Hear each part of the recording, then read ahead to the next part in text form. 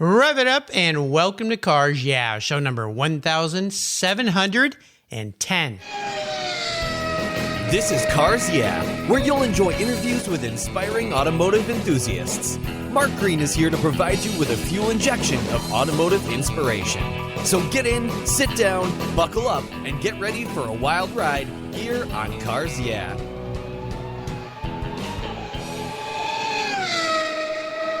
Hello, inspiring automotive enthusiasts, and welcome to Cars Yeah. Today I'm in Dexter, Michigan with a very special guest by the name of Sharon Silke Carty. Sharon, welcome to Cars Yeah. Are you buckled up and ready for a fun ride? Absolutely. All right, we're going to have some fun. Now, before I give you a proper introduction, I would love for you to tell my listeners one little thing that maybe most people don't know about you. Ooh. I caught you, didn't I? Yeah, you did. I don't really know. I'm kind of a bit of an open book.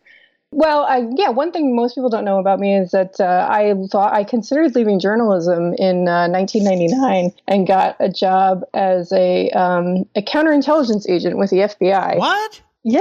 Oh my gosh. Well, that's kind of cool. Holy It was kind of cool. It fell apart. I went through the background check process. The background check process took 9 months. And then they asked me if I would start the following week. Apparently they had not picked up on my background check that I had gotten pregnant at the beginning of it. So I asked for a little bit of time to have a baby and take some maternity leave. And then they backed out. Oh my gosh. Wow. That close to be working with the FBI, but wow. Well, that would have been a very different kind of career path, wouldn't it have? Oh my gosh. Well, I wonder how many people listening don't know that about you. Well, that's why I asked that question. You know, it always brings some very interesting answers. Oh my goodness. Well, look, all of us auto enthusiasts are glad you took a different path, a different roadway, I should say. So let me give you a proper introduction, and we're going to dive into your life here. Sharon Silke Carty is the editor-in-chief at Hearst Autos Car and Driver, where she oversees the brand's print and digital operations. Previously, she was a senior editor at Automotive News, and before that, editor-in-chief of Yahoo Autos. And before that, she was editor-in-chief of Autoblog, AOL Autos.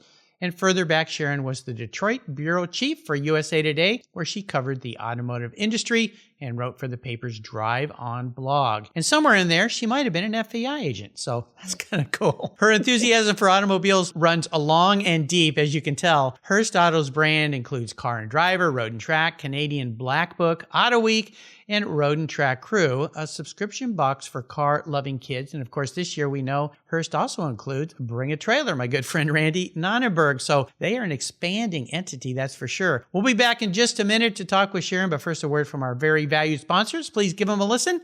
We'll be right back. Watch out. We almost had an FBI agent on today.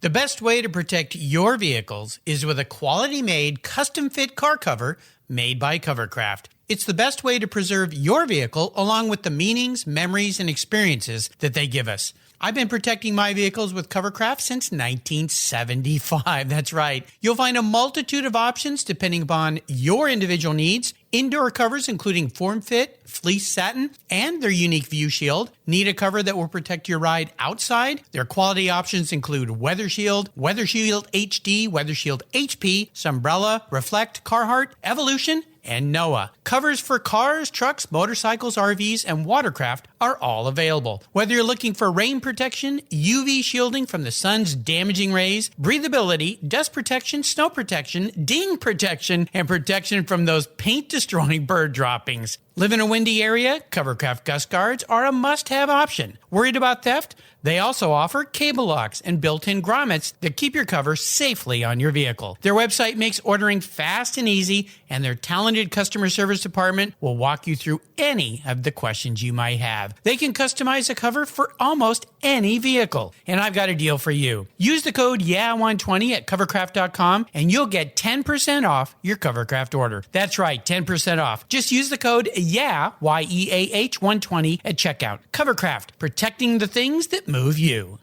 American Collectors Insurance. That's who now protects my Porsche Turbo. Yeah, the one I call my Orange Crush. When it came time to renew my policy, my carrier jacked my rates up, even though I'd been with them for years. I'd never made a claim. No tickets, nothing. What's with that? Adios. So I started shopping around and kept hearing about American Collectors Insurance from fellow automotive enthusiasts, friends, and folks in the car industry. I did some investigating and learned that American Collectors Insurance have been protecting collector vehicles since 1976. I'm not a price shopper when it comes to insurance. I want to be able to sleep at night. I also want agreed value protection for my special ride. With an agreed valued policy from American Collectors Insurance, I'll be paid what my vehicle's full agreed value is, a number I set with the insurer at the start of the policy so I know there will be no surprises about what my car's value is, should something terrible happen. I shopped around and decided to protect my car with American Collectors Insurance. Give them a call for a quote today at 866-ACI-YEAH, that's 866-224-9324, and protect the ones you love. Make sure you tell them Mark sent you. You'll be glad you did. American Collectors Insurance. Classic car insurance designed by collectors for collectors. As we continue on your journey, Sharon, I'd love for you to share a success quote or a mantra. This is some kind of saying that's been instrumental in forming your life and your success.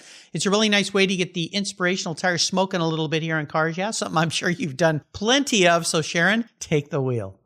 Thanks. You shared this question ahead of time, and so I've kind of been trying to think of one thing that I turn back to a lot. And I have to say, there's just one quote that I turn to a lot, which is just, you can do hard things. And it's the thing that I have to tell myself on and on again, like over and over again. I'm in an industry now that is facing just tremendous amount of change and upheaval. Like we're facing change. A lot of my media competitors are facing change. And change is not easy, and not everybody embraces that like everybody really likes the way it was. This is a very fun industry and nobody's really looking to really shake things up. And so a lot of that comes with doing hard things, having hard conversations. And it's not something I would really rather do the fun part. So I have to remind myself that I can do the hard things often. And not only can I do the hard things, but that the rest of the folks that I work with can do it too. And that we'll all be better off on the other end if we actually, buckle down and start addressing some of these issues head on. Oh boy. Yeah, well, I'm glad you gave me that segue because, boy, it is changing for sure, and especially the print media industry. A couple of weeks ago, I had on one of your colleagues, really, from Road and Track, Bob Soranich, who talked a lot about the major changes that they are doing there with that publication, radical changes to a publication that has been around for decades and decades, just like Car and Driver. Let's dive into this a little bit because Car and Driver has been around for so long. It's a magazine that I started reading pretty much as a kid. My next door neighbor would toss out all of his car magazines and I'd scavenge them out of his garbage can and bring them over to my fort and read them. Been a long time subscriber. So let's talk about what's going on there. What has you excited about embracing this quote and mantra of change was because it is so important. I mentioned in the intro, even Hearst purchasing Bring a Trailer. There's a major change with what they're doing and how things are happening. So let's talk a bit about what you see in the future for Car and Driver, and what gets you excited and get you up every morning to go to work and get to play with cars, as if I have to ask.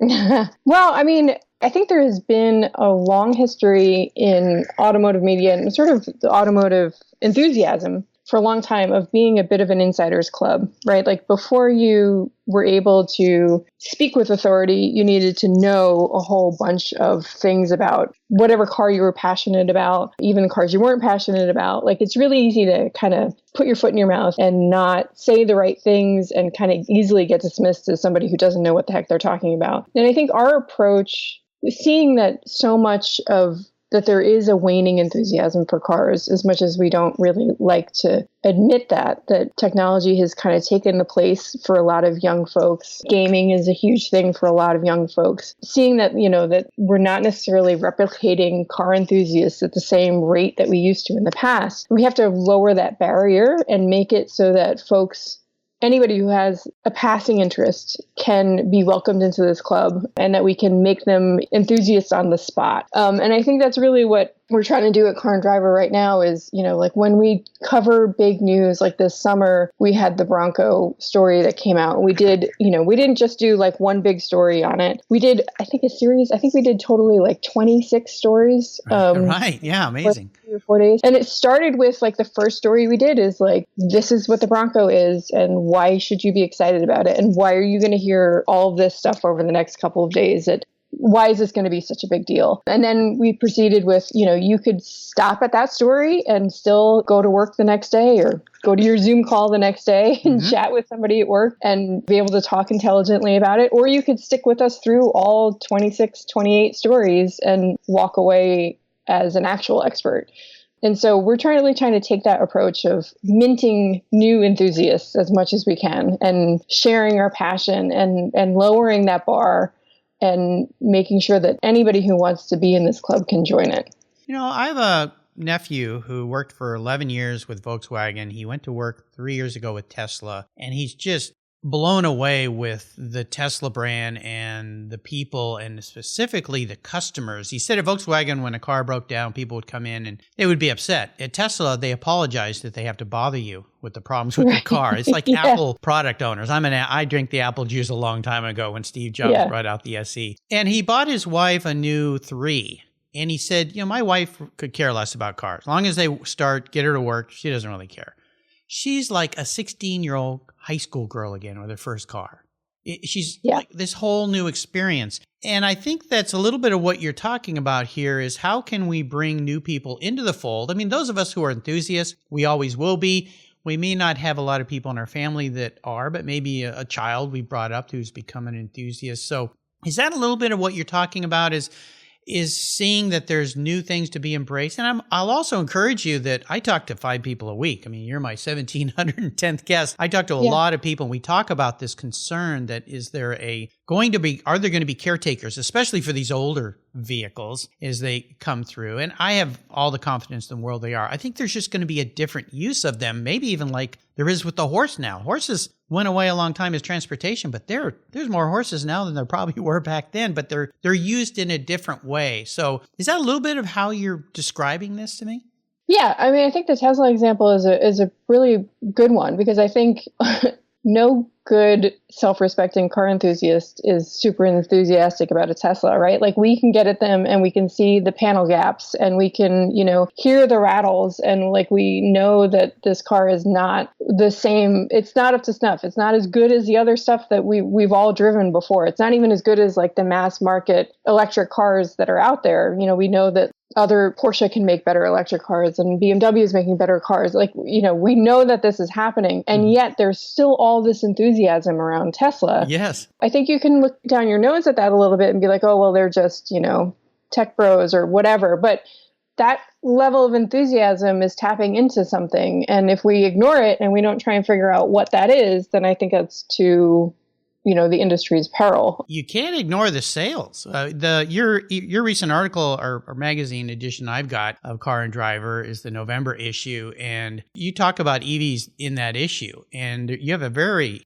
interesting chart in there that shows Tesla 3 sales, and it goes across the whole page. I thought maybe when I turned the page, it would go to the next article. It probably could if you did the scaling right. But you're right. They've tapped into something. And I see all these journalists kind of picking on Tesla and poking at them and saying bad things about them. And I just go, but you can't deny what has happened, the sales, where they've come from, the fact that people are rabid. And this is a group of people that they're not going to be picky like a Porsche or a BMW driver. Like that's what I drive. And I'm picky with my cars, but I shouldn't say it this way, the upper echelon. But as far as enthusiasts, I'm way up there. I'm very demanding. Even Ferrari up until maybe 10 years ago weren't really very good car. Yeah. But the Mark is got rabid people, and a lot of people would love to have one that will never have one. So I find this pretty intriguing in the fact that you're covering it. The other thing you touched on here, Sharon, was taking one item and not condensing it down like we used to have to in a magazine. But now you've got this other platform, digital, right, where you can expand. So can you expand to talk about that a little bit too? Yeah, I mean, it's really fascinating.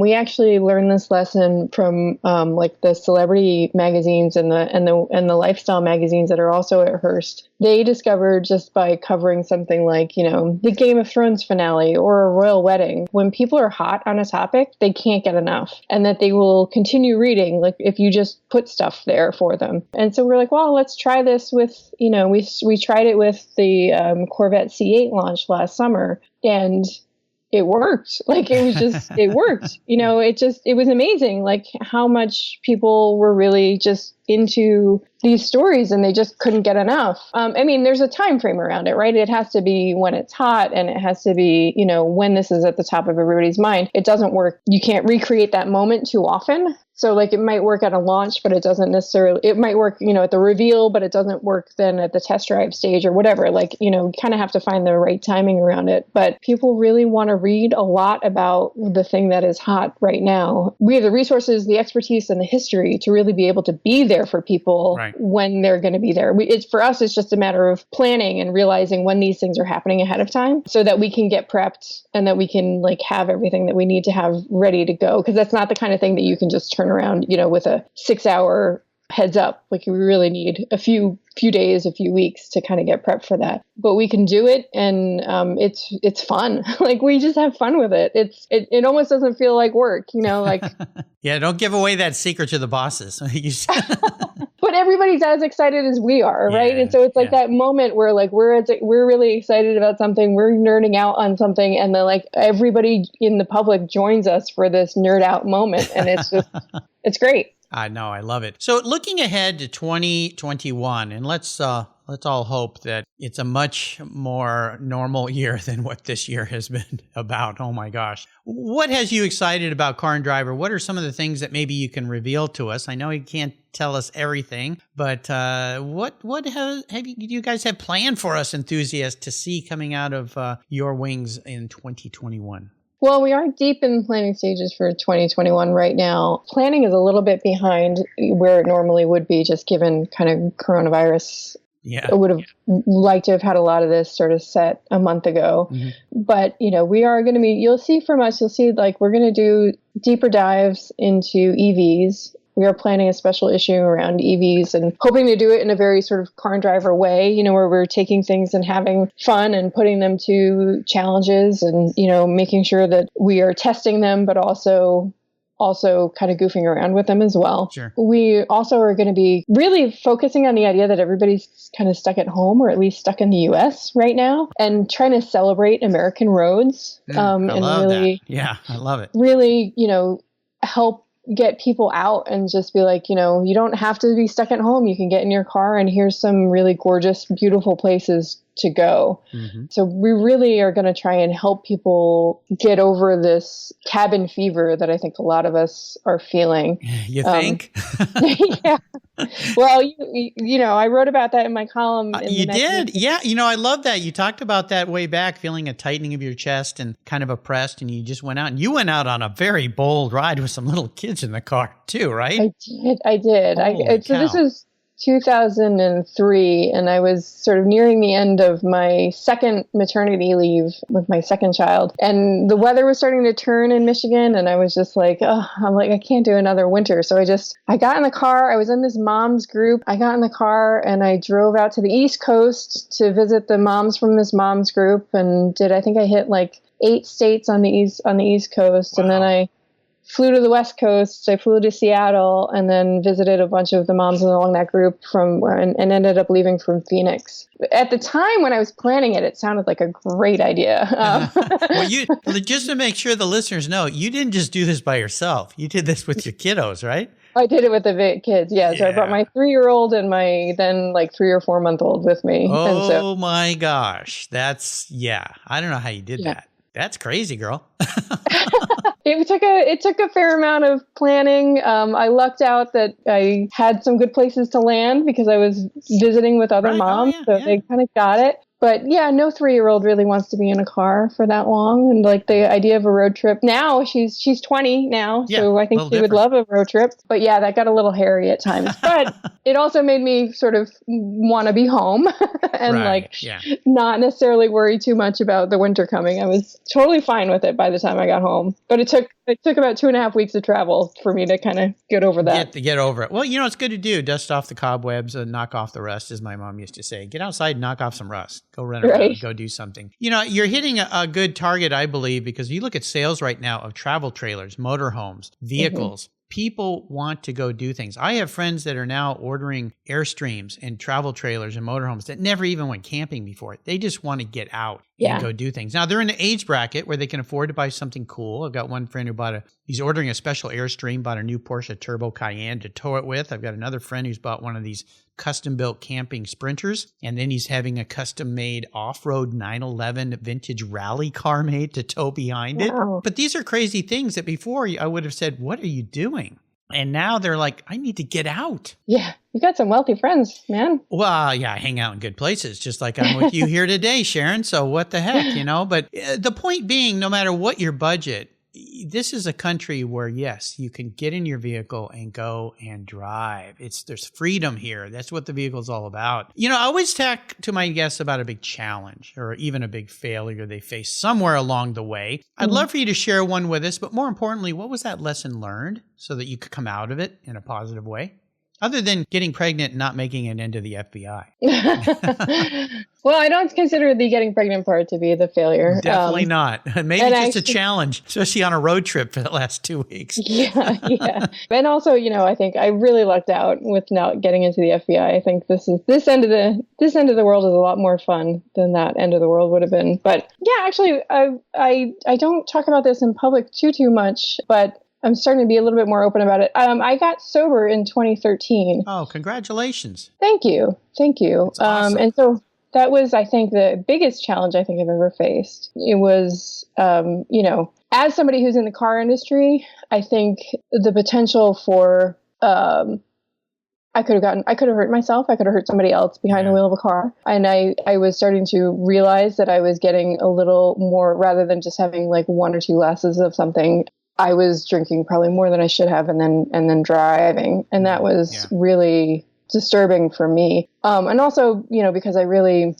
just value my career so much. I didn't ever want that to be a thing that I did. So I got sober in 2013 and awesome. The life lessons, we could talk about that I could probably talk your ear off for an hour. Well, but it really does sort of infuse like my entire life now. It's right. The lessons that I've learned since getting sober are just the lessons that I use in managing teams of people and talking to people. And, I think I have a greater empathy for everyone in my life, more so than I did in the past. So it's the best thing I ever did.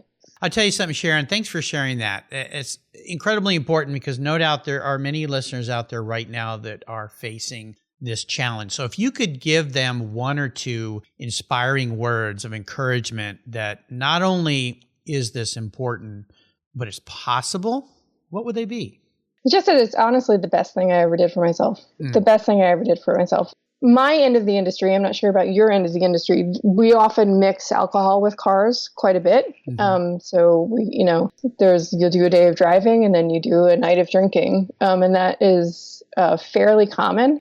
And it doesn't have to be, right. You can be in this world and still have a really good time and not be drinking. And I think that was one of my challenges when I was first considering getting sober, is I was thinking how do I take a trip to Italy and not drink the wine? Right. I had no plans to go to Italy. But you were thinking about it. But I was thinking about how do I go to these automotive events and just be the only person not drinking. And it turns out I'm not the only person in the industry not drinking by far.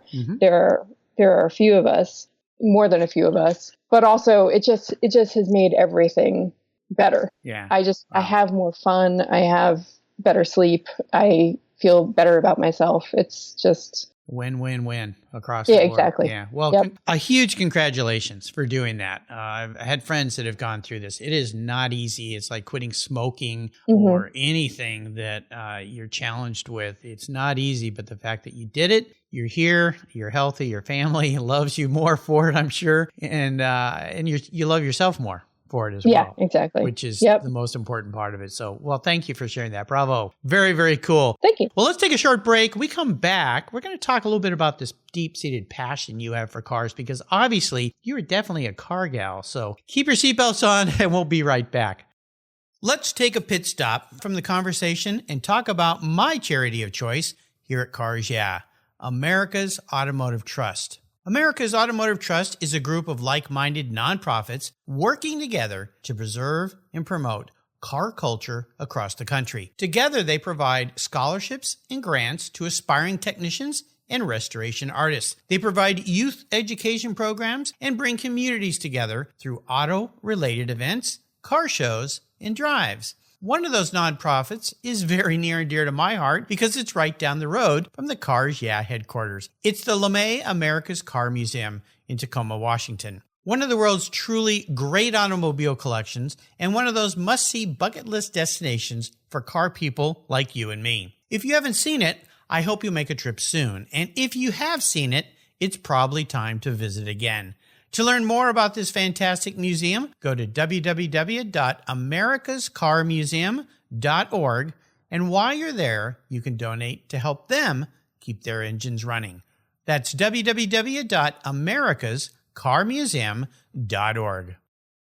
If you're listening to Cars Yeah, you've probably spent some time working on your favorite ride. But how confident are you working on your finances? You may be able to rebuild a fuel injection system, but can you decipher the details of a mutual fund? If you're like me, investments, insurance, annuities, budgeting, and other financial concepts may seem a bit daunting, but what if I told you there's a book that describes these subjects and more in an easy-to-read and a very humorous way? My friend Chris Kimball, CFP, a longtime sponsor and past guest here on Cars Yeah, has written that book, and it's titled The Saga of Ike and Penny, a couple's humorous journey through the confusing world of finance. It's a fun look at things you need to know, everything from investing to effective ways to get rid of credit card debt, and it's probably the only book on finance with a VMAX on the front cover and a classic Mini Cooper on the back. The book's available at Amazon for just $10, and this book will dramatically improve the direction of your financial future. I gave copies to each of my children. All securities are through Money Concepts Capital Corp. Christopher Kimball Financial Services is not affiliated with Money Concepts Capital Corp. Get your copy, The Saga of Ike and Penny, today. All right, we're back, Sharon, and I'd love for you to share a story that instigated this passion that you have for cars. You were definitely a car gal for sure. So what was that pivotal moment in your life when you knew that cars were going to play an important part in your career, in your life, in your business?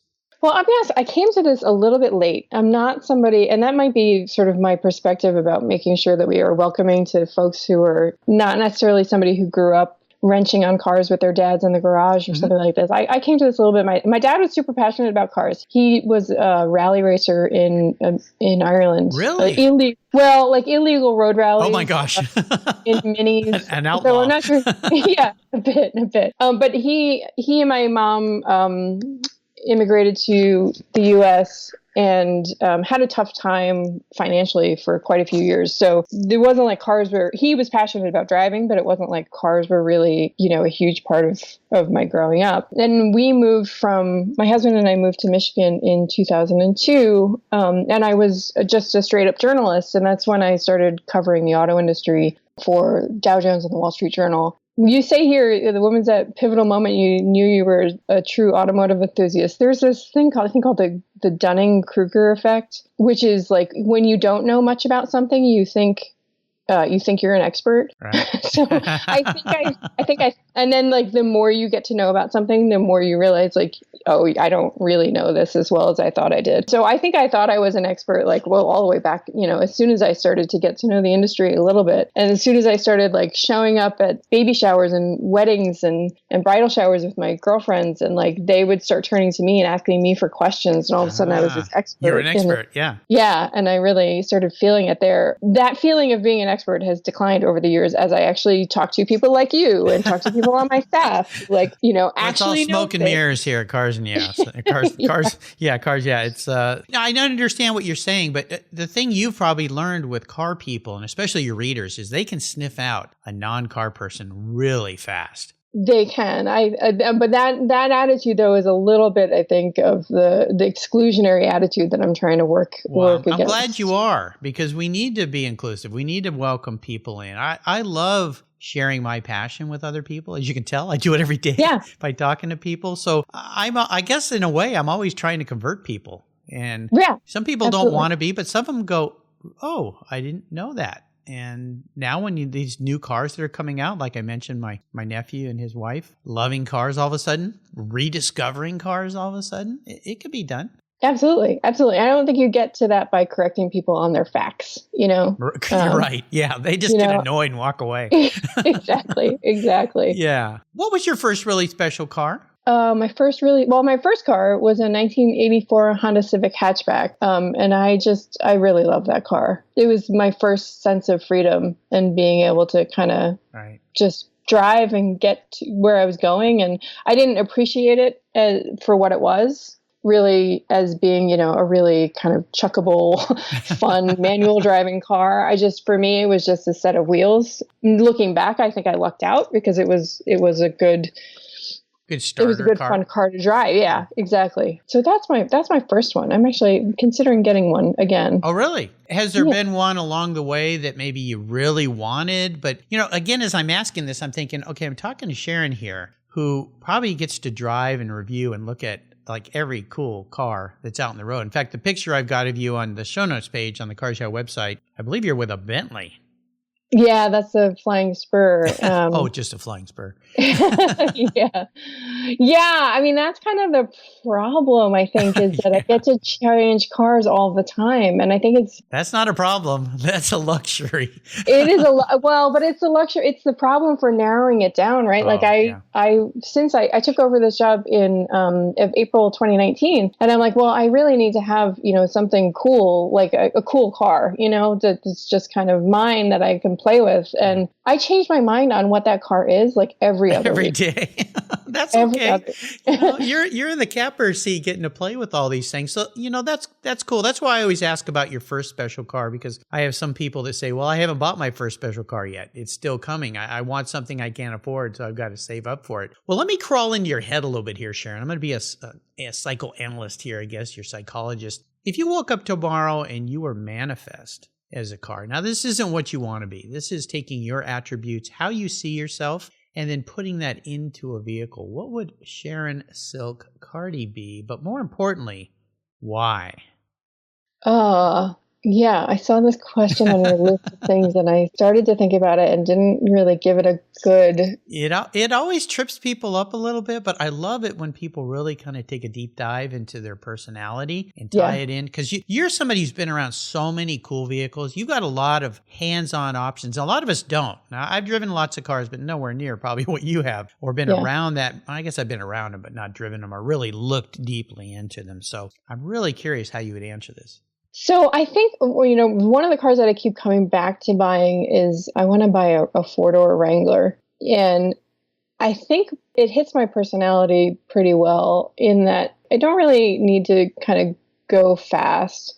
I like going fast, but I don't necessarily need to go fast. But I do like being able to do things, and I like to be competent at things, and I like to be able to do things that like other people necessarily can't. And I think actually one of the things about being a journalist that I've always loved is being able to go places that other people can't go. Yes, yeah. And so being able to be in a CEO's office at the top of the tower, spending an hour talking to them about whatever, or being kind of like the first witness to history of different, big events that happen. Like I've always loved having that access. And I think off-roading to me is a little bit of the same thing. It's adventuresome. Yeah. It's adventure. Well, you get to go places where other people are not going, like you literally can climb over boulders and forge through streams and, go places other people aren't going. And I love that. I like the technical challenge of off-roading as well. Well, perfect answer then. That's why that question kind of pulls some different things out So I'm glad that we went there. Sounds perfect for you, Sharon. Well, we are entering the last lap. It's kind of a lightning round. I'm going to fire off some questions, have you give me some quick blips of that Jeep Wrangler throttle. So here we go. What's one of your personal habits you believe has helped contribute to your many successes in life? Well, I don't think this is necessarily a habit, but more of a mindset. I try to just always assume good intentions of somebody that I'm working with or somebody, anybody that I am dealing with. I think it's often we can sort of assume other people are intentionally being a jerk or leaving us out of something or something. And I just always try to assume that everybody's just as overwhelmed with life as I am. And we're going to get through this. Nobody's excluding me on purpose or whatever. Like I just try to assume good intentions. I love that. I was taught that many, many years ago. And I always kind of go back there when I'm having a challenge with somebody is assume good intent. They don't mean to be disrespectful or whatever you feel they might be. There might be something else going on. It's kind of that paradigm shift of somebody that's misbehaving and then you realize, like having a little kid in a classroom and they're always misbehaving and then you realize they got a terrible home life and they need to get that out somehow. You don't know what's behind it. So I love that concept of assuming good intent. Now, here's a tough one because you've probably done this with many, many people. If you could have a drink or a meal with anyone in the automotive industry, living or deceased, have a talk with them, who would it be? I think I've thought about this as well. I don't know if you know of the race car driver Jessie Combs, who passed away last year. Yes, she's been a guest on this show. I do know her. I've met her. I've interviewed her not only on this show, but in person in a forum at a car show down in Costa Mesa. She was part of a large group of women that I got to MC and interview all of them. And tragic.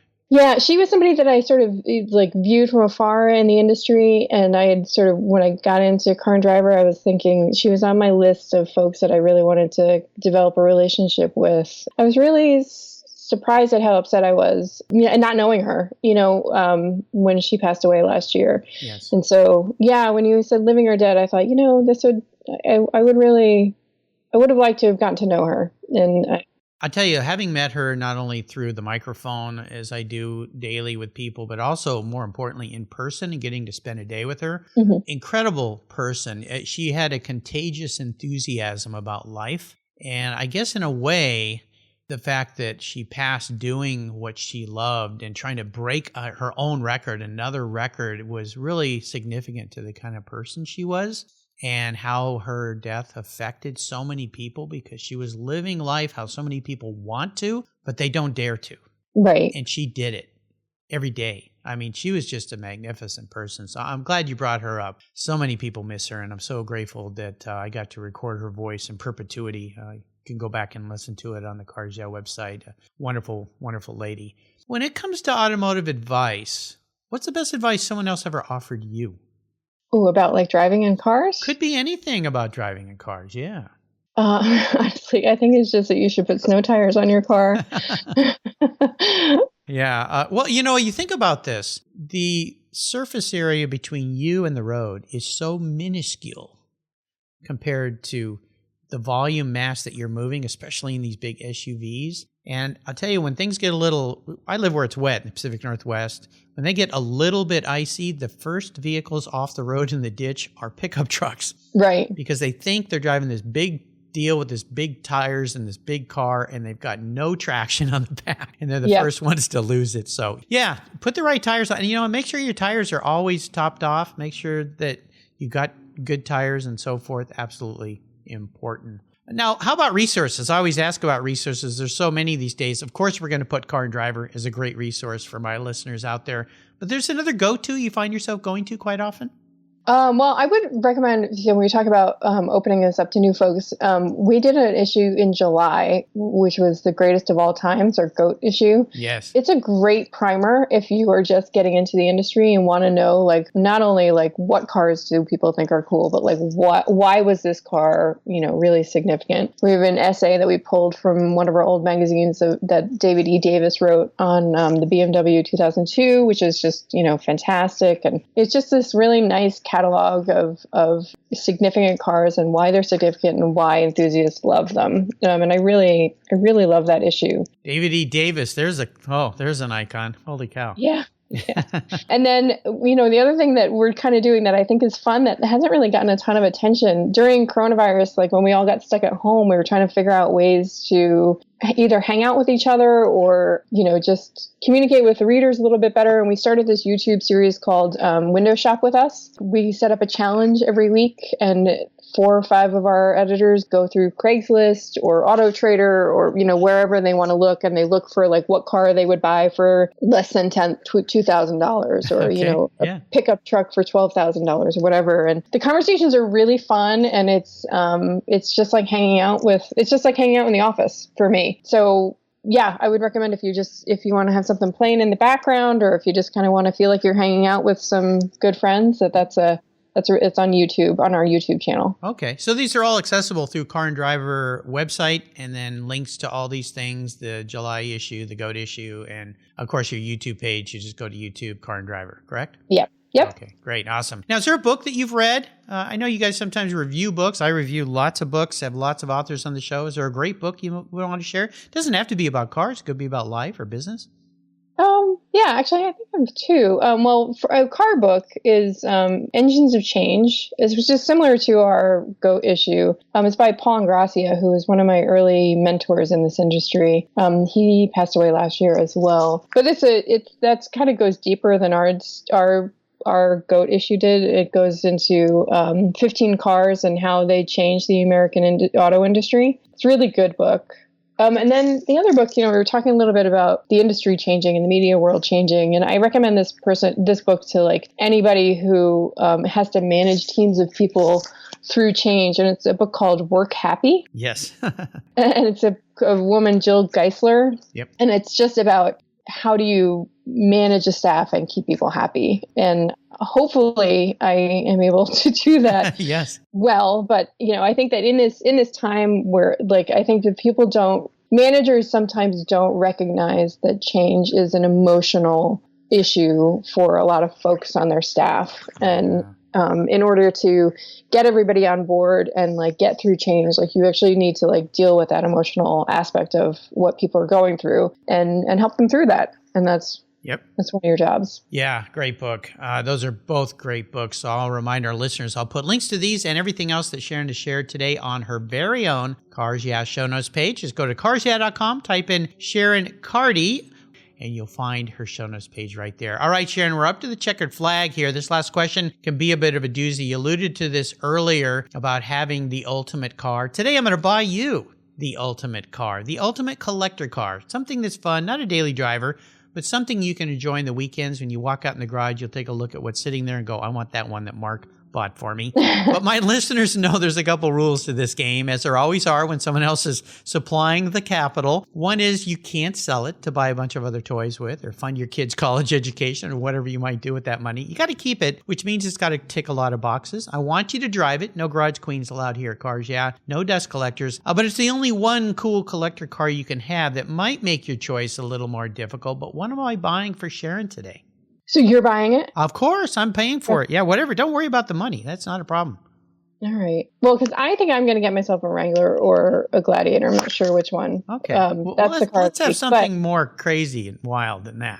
So I think I would go for the Bugatti Veyron. Oh my gosh, you're going right to the top. Oh my gosh, be careful what you ask for, Mark. You might get it. Oh my gosh, well, you've chosen something absolutely insane. I know, but it's beautiful. It's no kidding. Yeah. I think I remember seeing one that was at the Frankfurt Auto Show that was this had ceramic paint on it, I believe. It was navy blue and this cream color. And I've not driven one, actually, to be honest with you, but that one stuck out. I love the look of that car. It's got these gorgeous side panels.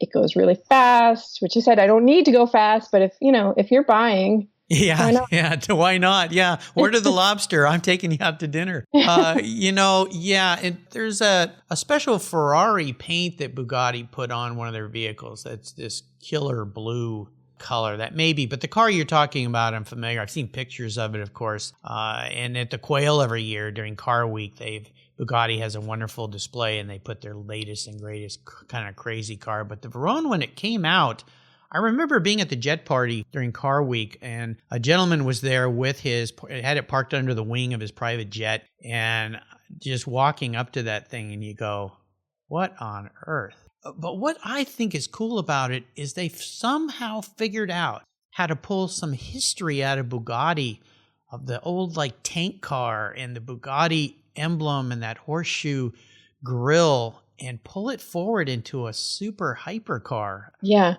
They just did some magnificent things with it. But okay, well, I'm going to need to give you a very, the black card credit cards, because those things suck fuel at 2 miles to the gallon or something like that. Somebody told me once, if you get in one of those at top speed, I think you run out of gas in 12 minutes or something like that. Really? Yeah, I'm not surprised. I'm not surprised. Yeah. We had a GT500 at our lightning lap, and we ran out of gas after I think it was 20 minutes. So yeah. Not surprised. Oh, yeah. You can do that in those. Well, I'm glad you chose something wild and crazy. I mean, you got to lay your hair down once in a while, right? So, I can't. I have no hair, but you do have beautiful hair. So you got to do that. Well, Sharon, you've taken me on an awesome ride. It's going to be more fun in that Bugatti for sure. I've really enjoyed having you on the show. And I want to thank you for sharing your journey. Awesome job you're doing there at Car and Driver with all your colleagues. I enjoy my publication. It comes in the mail. And I like all the cool new things you're doing. And I'm really excited about some of the new directions you're going to be taking into the new year here. Could you give us one little parting piece of wisdom or guidance before you rip off into the sunset in your own Bugatti Veyron? Just read the magazine, read the website. We would love to have you. Yeah, I mean, we're looking for enthusiasts of all sizes, stripes. We're looking for everybody. So we would love to have much more participation, and just come read. Absolutely. What was that line out of Poltergeist? All are welcome. All are welcome. So not quite as creepy, but yes. Not as creepy, but definitely the message is the same. I don't know why that popped into my head, but it just did. That movie scared the heck out of me when I was a little kid. So, well, you can find everything on Sharon's show notes page again here at Cars. Yeah, I encourage you to, if you don't subscribe, you probably do, but I know all my listeners already know about it. But if you don't, come back, and there's a lot of new cool things there. So be a part of Car and Driver. You can find everything on Sharon's show notes page. I want to do a shout out to Tom Gibson of Gibson Communication. He's the one that connected me with Sharon today. So thank you, Tom. You bring me a lot of wonderful guests, inspiring automotive enthusiasts, just like Sharon. That's cool. Sharon, thanks for being so generous today with your time and expertise, and for sharing your experiences with our listeners. This is Christmas week, so Merry Christmas to you and your family and everybody listening. Until you and I talk again, I'll see you down the road. Yeah, well, thank you so much, Mark, for having me, and Merry Christmas to you too. This has been fun. Kevin Buckler is a winning racer and team owner of the Racers Group. He has over 100 professional wins, multiple wins at the 24-hour of Daytona, and a win at Le Mans. Kevin realized the racing world is about the people and founded Adobe Road Winery. He and his team have created a winning combination with the Racing Series, 4 ultra-premium red wine blends that are in a class of their own with a racing twist. Just like in racing, these wines comprise of art, precision, engineering, science, superb taste, all blended together with a whole lot of fun. There are 4 carefully crafted blends with race-inspired names: Redline, Apex, Shift, and the 24. When you purchase all 4, you get the entire lineup in a beautifully designed gift box. There's a printed description of the blends inside the box lid, and every bottle is parked in a protective, die-cut placeholder. The bottles feature 3-dimensional labels, and I promise you'll want to keep them after enjoying these delicious wines. The box is so cool, you'll want to keep it too. The Racing Series is a killer gift for the automotive enthusiasts in your life, and I have a deal for you. If you use the code CARSYEAH, all one word, all caps, at checkout, you'll get $10 off any purchase of wine from the Racing Series. Your wine ships promptly and arrives quickly. Use the code CARSYEAH at checkout for $10 off on your purchase today. There's always a seat at the table for excellence with the Racing Series. Go to adoberoadwines.com and use the code CARSYEAH today to get your deal. Cheers. Thank you so much for joining us on today's ride here at Cars Yeah. Drive on over to carsyeah.com to find show notes and inspiring automotive fun. Download your free copy of Filler Up a fun book filled with gorgeous photographs of fuel filler fun, including quotes from more inspiring automotive enthusiasts. Download your copy today, and we'll see you next time on Cars Yeah!